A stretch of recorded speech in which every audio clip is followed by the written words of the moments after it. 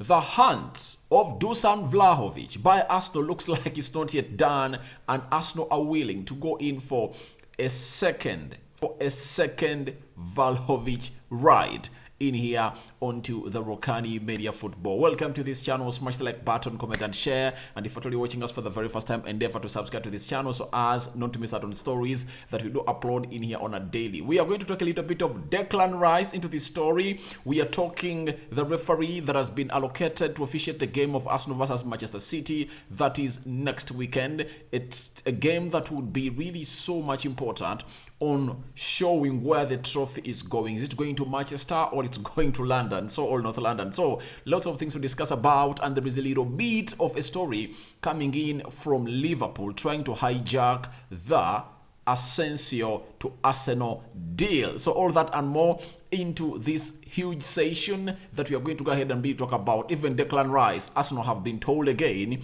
the other fee that is really hefty. It's astronomical as far as Declan Rice signing is concerned in the summer. So let's get this rolling. Now, Vlahovic in this January transfer window of 2022, right? Was it 2022?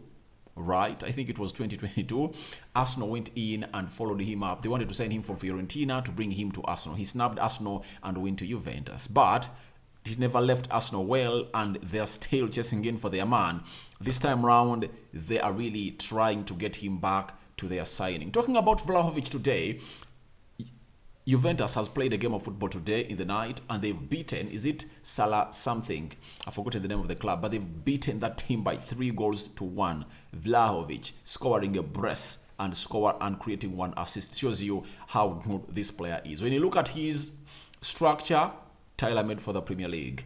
He is really a player that Arteta had really scouted on well, that would have gone ahead to do wonders for a club known as Arsenal, but he really snapped them and is at Juventus right now. And if at all you know the problems right now at Juventus, they might find themselves losing out on every top player that they're really having at the club at Juventus. Now, we've been told by Nicolo Cecilini, he's a reporter coming in from Italy, that Arsenal are very likely to make a second attempt to sign Dusan Vlahovic, but the Gunners could have competition from Manchester United for the striker. And he's from the Juve news, meaning that this source is coming in from Juventus. United are also looking in for a striker, and Vlahovic is one of those. United are in for Victor Osimhen, Harry Kane, Dusan Vlahovic, Benjamin Šeško, and Goncalo Alves. Out of those five, they would love to get one. Arsenal are really looking for a striker that is really going to be prolific to bang in those goals, because even if you're having Gabriel Jesus, it's not enough. You get? Look at how he's out and how Arsenal is suffering. You know, people will say that Arsenal is really going ahead to really win games, but didn't you see the void of Gabriel Jesus in the game of Everton?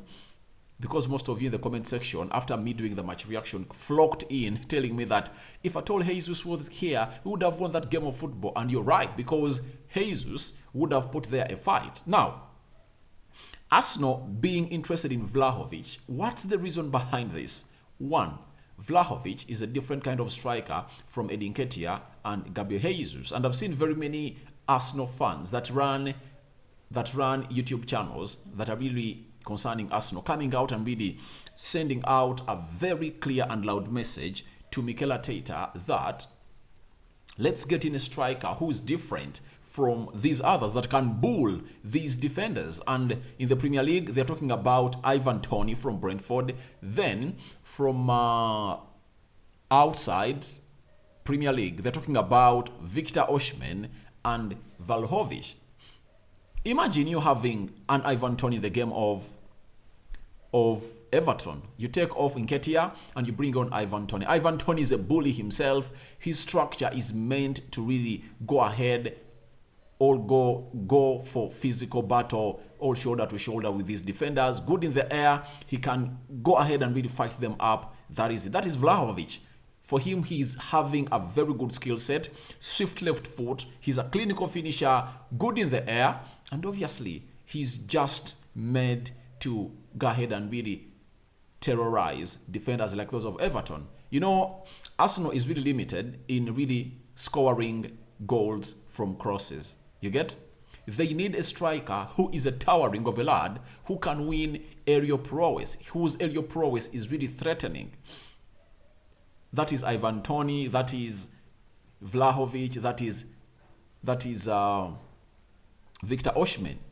You get those players, you put them, you get Vlahovic, put him with that Arsenal side, you are going to see the fullbacks of Arsenal trying to cross those balls more often. That's it. But if you don't do that, you get, Arsenal is really going to be limited with options, attacking options. Your attacking prowess will be limited. You'll only be having a plan A of really playing and passing that ball. After passing it, you look for spaces that are really going to create. You look for spaces and creating space passing lanes for you to really put a couple of passes together and obviously break that defense. But it's not that every game is going to be won like that. That's no way. There are games like that of Everton that Arsenal lost over the weekend where we'll be needing a player like Vlahovic to put in those crosses. And when you put in those crosses, obviously, he'll head it into the back of the net. You get? Sometimes you need to go long for those long balls. And if at all you want to go for those long balls, what you have to do is simple. You have to go in and really bring in a player like Dusan Vlahovic. And for this, I believe if Arsenal are really in for him, it will be something great to see to it that they really bring him at Arsenal, because Arsenal are going to be playing in the Champions League. You can't be playing the Champions League without having a striker that is of another quality, because that means you are going to stretch Jesus a lot and is going to be playing very many games and is going to get injured. So that means Arsenal will be really looking in for a striker, and it must be a prolific and top-class, all-world-class striker coming in. Now, Nicolo Cecilini on Arsenal's pursuit of Vlahovic, obviously the same journalist that I've referred you to, has told us that Arsenal had already tried to sign him before the transfer window, before the transfer to Juventus. The idea remained, and at the end of the season, a new attempt is likely to come in through. Now, Arsenal are really a team that always keeps tabs on its players that they've always just for. Vlahovic is one of those that Arsenal has been really keeping their tabs on, and they want him at the club of Arsenal. Now, wanting him at the club of Arsenal has really brought in lots and lots and lots of things that we are here to explain you about. And as it stands, they wanted to sign him when he was from Fiorentina, as I told you at the beginning of the video. And this is the most important point that we should put into consideration. Are Arsenal ready to go in for this player? That's it. Are they ready to go in for this player after this player turning them down way back in the January of 2022? I believe this time yes, because they've gone ahead to rectify every nitty-gritty as to why Vlahovic turned them down. Why did Vlahovic turn down Arsenal and went to Juventus, yet Arsenal had made the same bid and offered money more than that of Juventus way back in 2022, January? The reason is simple. Juventus, we are playing in the Champions League. Arsenal, we are not playing in the Champions League. Arsenal, we are not looking like a team anywhere near winning the league or the Premier League. And now they are leading the Premier League by 5 points ahead of Man City with a game in hand. They win that game in hand. They get how many points? They get 3 points more and make it 8. So it shows you that Arsenal are really in a very good state of really convincing Vlahovic to join their club, especially right now when they are really looking like they are really ripened to win the league. They bring in Vlahovic next season. Obviously, you know that they are going to increase in the number of goals they are really going to score. And sometimes, I believe Arteta will go in for Vlahovic and Jesus leading the line in a system of 4-1-3-2, because everyone will ask himself, how can he come out and really field them in the field of play? Trust me, if you're having Thomas Partey, a single pivot player, he can play that single pivot alone. Then the midfield three will be Martinelli or Trossard, then Saka, Odegaard, then Vlahovic, and Jesus will always lead the line, because Jesus is a mobile striker. It's not going to be like Vlahovic. Vlahovic is 100% different from Jesus. He can be a penalty box striker. He can have a very good hold-up play. Even if you tell him that, please, be there, keep yourself in the final third of the opponent, wait for that ball to be brought to you by these 4 people: Jesus, Odegaard, Martinelli, and Bukayo Saka. You get? Plus the fullbacks, Ben White and Zinchenko. And I think he can do that waiting role and act as a penalty box striker to threaten or torment the opponents of Arsenal that will be facing next season. So I believe all the reasons that really prevented Vlahovic from joining Arsenal last season have been really sorted. Arsenal has worked on them. They're in the Champions League. 1. They are winning the title.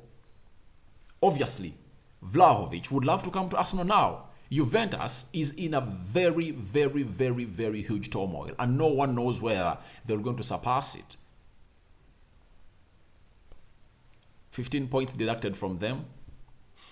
More sanctions are yet to come for violating the financial rules of the Serie A. As you see, there's some charges being directed to Man City. That really puts you in a situation of thinking twice. If I told you of Vlahovic that, how long am I going to be here? If Arsenal is willing to pay close to 80 million pounds, that is 100 million euros, to Juventus, why don't I really leave? I think it will be good for Vlahovic to leave a team known as Arsenal, because to leave a team known as Juventus to join Arsenal. Even Court Offside has gone ahead and really thrown in a story that I thought it's very much important for me to come here and let you know about. That according to Court Offside, the Gunners are likely to try and sign Juventus Dusan Vlahovic in the summer transfer window. The 23-year-old was linked with a move to Arsenal before he decided to join Juventus. His move to Italian club has not gone well according to plan. That's it. His plan was to play in the Champions League and to win league titles. No sooner had he gone to Juventus than they lost the title to Inter Milan. I think it's AC Milan that won it last season, and they were knocked out of the Champions League. There is no green light that they're going to be playing into the Champions League next season, because when you look at the Premier League table, when you look at the Serie A table, they are really way off. Way, way, way off. And I believe that he might really want to come in a team that plays Champions League football. When you look at the Serie A table, if at all I can really try to go through it, the team in the 4th place is Lazio. It's having 39 points. Juventus is having 26 points, meaning that Juventus is 13 points away, all behind the team placed in the 4th position. But remember, there are teams like Atalanta, there is AC Milan, you get? So it shows you that there are very many teams that are fighting to gate those spots of the Champions League, meaning that if Juventus doesn't have the Champions League, I believe they would have given green light for this guy to go to the Premier League team known as Arsenal, and Arsenal has to start to tussle it out with Manchester United, and maybe teams like Chelsea might come in through, because Chelsea is an admirer of Dusan Vlahovic, because it's also looking in for a Pro League striker. However much they are really looking at keeping in a player called João Felix. That's it. And João Felix can very well be played behind Vlahovic in a very good system. Now, let's leave Vlahovic aside. I know you guys are really happy about him, because having Vlahovic at Arsenal, it improves the attacking directions or options of Arsenal at the club. Now, let's get to Declan Rice. Now, Jim White works on TalkSport today morning, had the following to say about a story of Declan Rice. He said, what would it take for a bid to be deemed successful in the next window? That is a question. Then he replied and said, it is our understanding 120 million pounds plus add-ons would get him. So 120 million pounds, that's what West Ham is really wanting in from Declan Rice. Yet last summer they wanted 150 million pounds.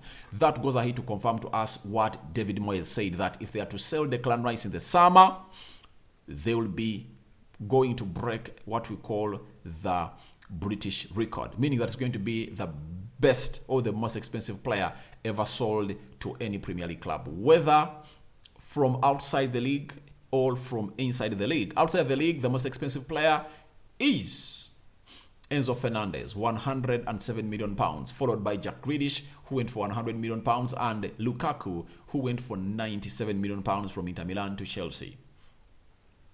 Now, can Arsenal cough out that money? I believe they won't exceed 80 million pounds. That's why I've always told you, Arsenal fans, that I rather do a Caicedo deal to Arsenal than a Declan Rice deal to Arsenal. And it shows you that Declan Rice wants to leave West Ham, and West Ham have to sell him this summer if at all they want to get close to 80 million pounds for him. If they don't sell him this summer, he's going to go ahead and re-trigger that 1 year, meaning that in the summer of 2024, he'll be left with just 1 year in his contract. That means his price will really reduce or shrink to like 40 or even 50 million pounds. So if they're to get that amount of money they want from him, they're supposed to go in and really bring in the player. And I don't believe that Arsenal will buy that promise or that charge or that price slashed onto Declan Rice's move away from West Ham. Now, we've been told by Jim White again on Declan Rice that we understand that Manchester United last summer made a bid of 100 million pounds and did get him. Chelsea, Arsenal, Manchester United are still in the frame. That's what it would take, 100 million pounds plus add-ons. And Jim White on TalkSport, I believe you are just cooking up your story on the 100 million pound bid made by Manchester United. If we ever, I'm talking as a Manchester United fan because I support Manchester United. If United ever made that bid, it would have gone viral on social media and different outputs, but different media outlets. But did you ever hear about that? No bid was made. And if they are calling it for 120 million pounds, get United out of this deal. I think Chelsea and Arsenal are the ones that are in the frame to get that deal on. But United is nowhere near Declan Rice because the player they are really looking for is different from Declan Rice. They are looking for a player who can play as a CDM, who can play as a box-to-box midfielder, who can play as a central attack midfielder. At least, if at all he can't play as a cam, he must be able to play as a CDM and a box-to-box midfielder. Those are players like Caicedo, players like Frankie de Jong, Zubomendi, which other central midfielder does that job? Gravenberch. Those are the players that Ten Hag is really looking for because the budget of United next season is really going to be so much minimal that it needs to be really constricted a lot to fit into the desires of the club. But I think Arsenal and Chelsea will tussle for it. But when you look at how stupidly Chelsea is spending money, they might go out and really pay 120 million pounds for Declan Rice and land him at the club of Chelsea. Because even if you look at Enzo Fernandez, if a match is really good at playing as a CDM position, that means you're really limiting yourself from him giving you more going forward. Playing Enzo Fernandez in a double pivot with Declan Rice at Chelsea will give you a lot. And I don't see Arteta spending 120 million pounds on a player who is limited like Declan Rice. But Chelsea can because he'll be solving their CDM problems and it will help Enzo Fernandez to play as a box-to-box midfielder and obviously offer to Chelsea a lot going forward. So that is it for Declan Rice, but it looks like he's just destined to go to London again and stay in London, either to Chelsea or a side called Arsenal. But who will be willing to cough that 120 million pounds? God knows. Let's wait and see because the summer is not far away from now. February is coming to an end because today is 8th. We are left with just 23 days to put this month to bed.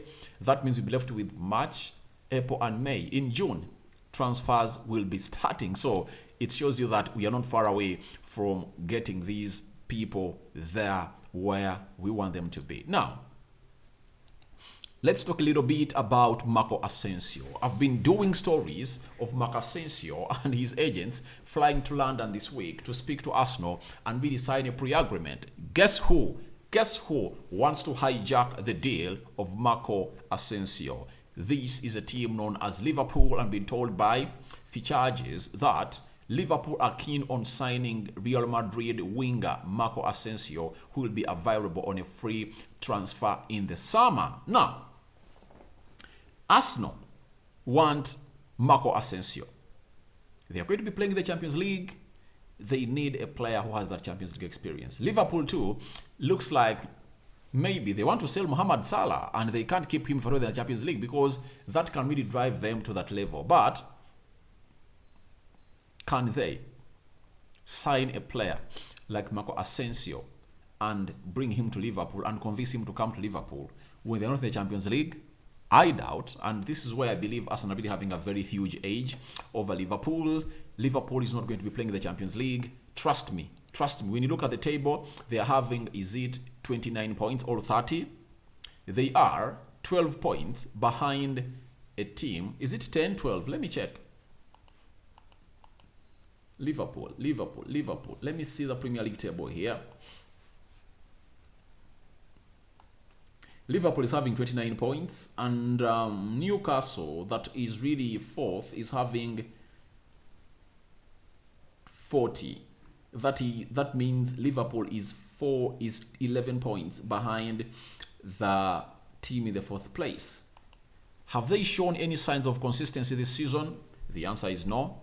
Have they shown that they're really willing to go ahead and really put in a fight and really fight a lot for the club? No. So I don't see them anywhere coming close to what we call a league tussle. Sorry, a fourth spot. And if at all they cannot make it the fourth spot, I see nowhere they are going to beat Arsenal when it comes to a deal of a player known as Marco Asensio. I believe if Arsenal and Liverpool give an offer to Marco Asensio, I believe Asensio is going to join Liverpool because the trajectory of Arsenal is really going high. Liverpool is on its descendancy. Arsenal is on its ascendancy. So it shows you that a player at the age of 26, experienced like that, I think Mikel Arteta will convince him to come in and join a club of Arsenal. Not so? That's what I believe is going to happen. And lastly, allow me to let you know the referee that is really going to be in charge of the game of Arsenal versus Man City next weekend. It's Anthony Taylor, who has been appointed referee for Arsenal's match at home against Manchester City next weekend, with John Brooks in the VAR. Now, I'm going to go ahead and really make some research on how Anthony Taylor really features whenever he's really playing against Arsenal or officiating games against Arsenal, and weigh the chances of whether Arsenal is going to go ahead and really, of how Arsenal performs when Anthony Taylor is really the referee officiating the game of football. So guys, your thoughts are welcome in the comment section below. Tell me what you think about Arsenal set for second Vlahovic raid, Liverpool trying to hijack your deal of Marco Asensio, and then Declan Rice. Will Arsenal pay £120 million for Declan Rice in the summer? What are your thoughts about Taylor being the man in charge of your game against City? Rokani David is my name. I sign out for now. See you later. I cover you all in the precious blood of Jesus Christ. And good night, good morning, depending on where you are.